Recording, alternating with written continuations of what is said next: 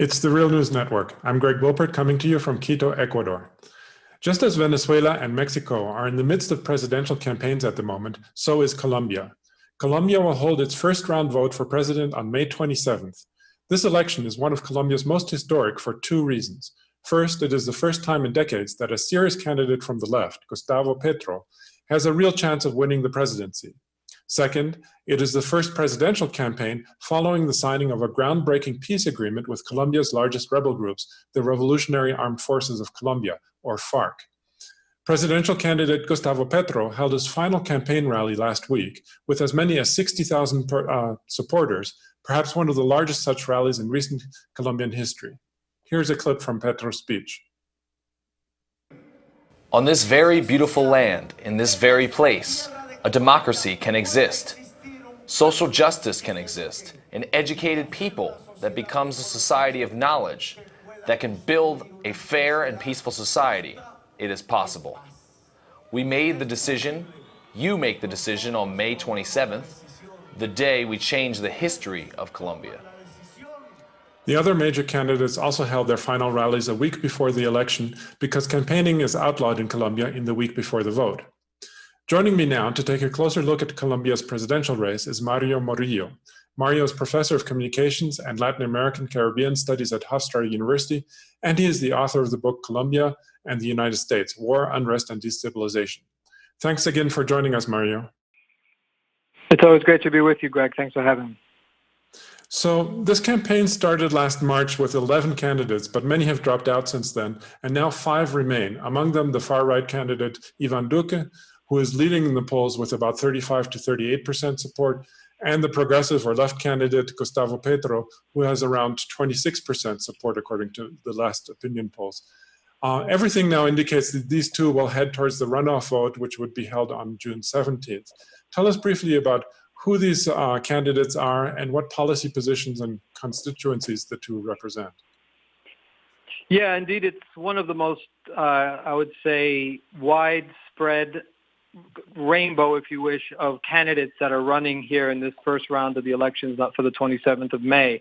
And as you pointed out before, it's the first time I could remember that a candidate, a serious candidate from the left or left-leaning political spectrum of Colombia actually has a serious chance, perhaps maybe not of necessarily winning the election, but certainly making it into the second round and creating a very interesting dynamic as they go into the second round.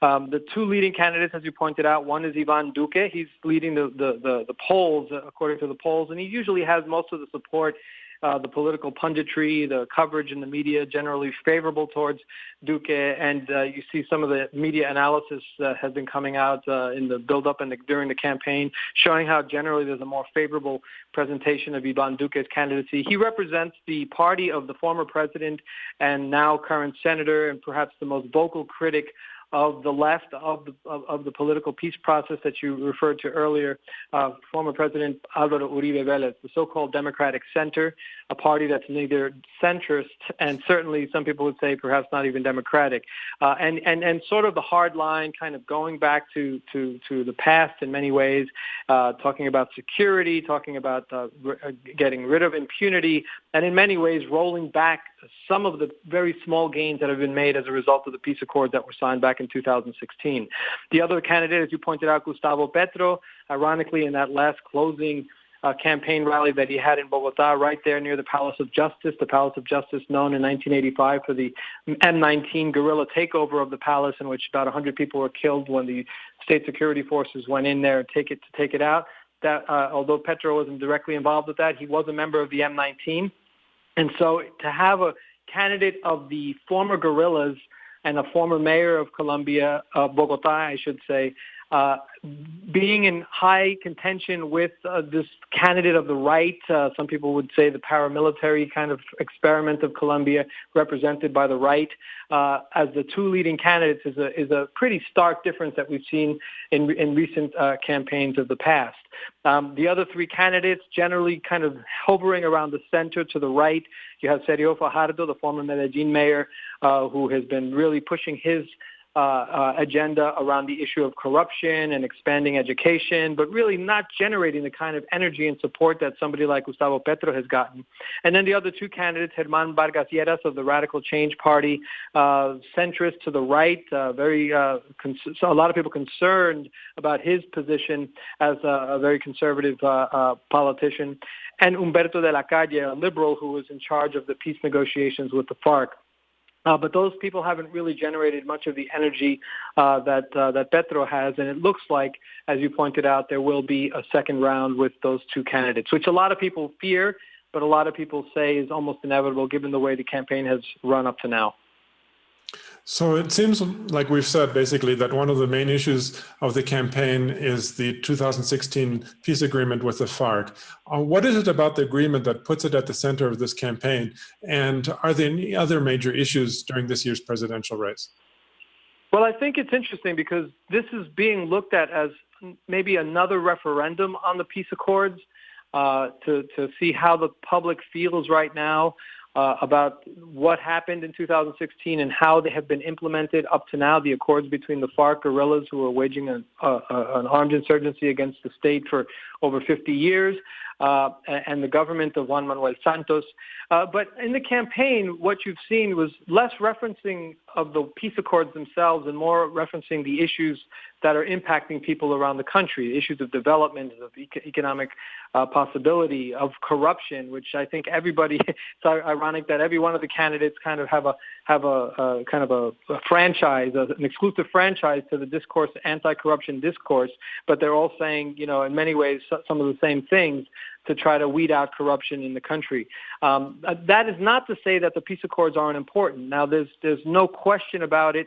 One of the things that's very concerning, I think, for anybody observing the elections and who are looking for a kind of progress in terms of the peace accords being implemented, is the fact that the current government, Juan Manuel Santos' government, who's now finishing his second term, and by the end of August he'll be out, he was the one who pushed the accords. He won the Nobel Peace Prize. He negotiated with the FARC, and he hasn't been able to, under his administration, to implement and to put into practice many of the provisions of the 6-point accord that were signed with the FARC.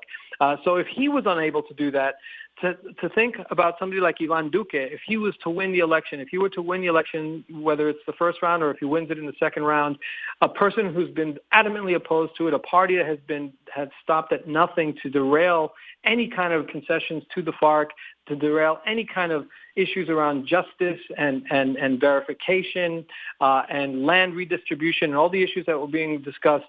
Imagine what will happen once he's in power, especially given that the Democratic center does control the Congress in many ways.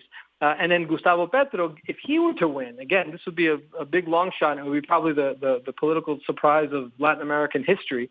Maybe I'm not being excessive there in saying that, considering that there's never been a left candidate elected in Colombia.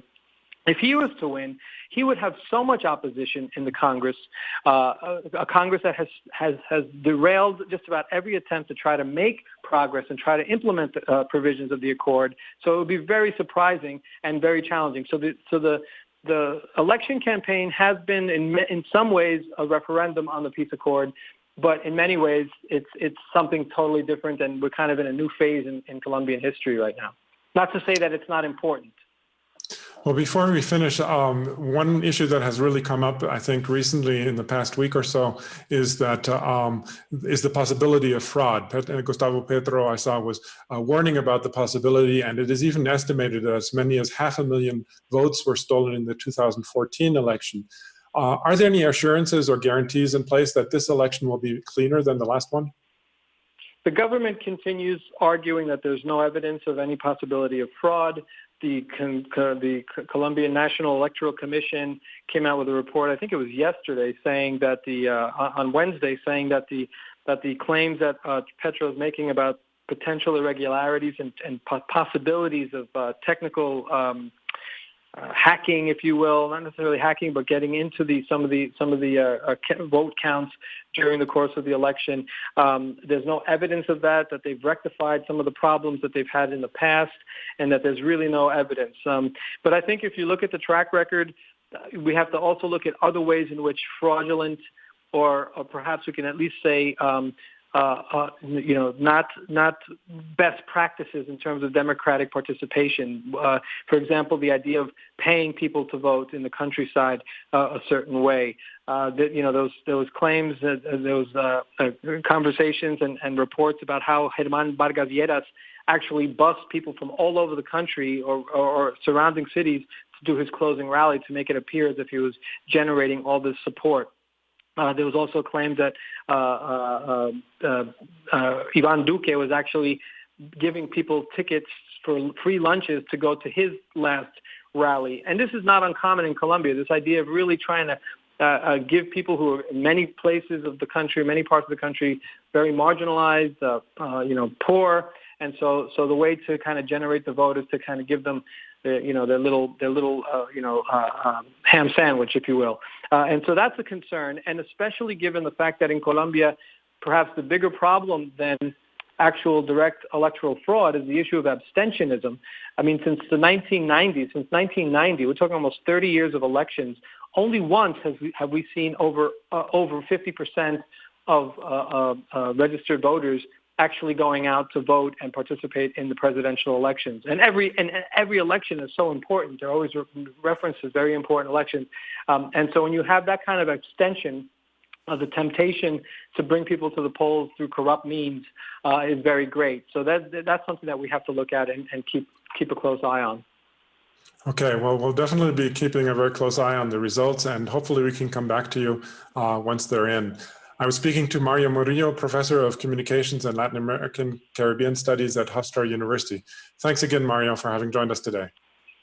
Thank you for having me. It's always great to be with you. And thank you for joining the Real News Network.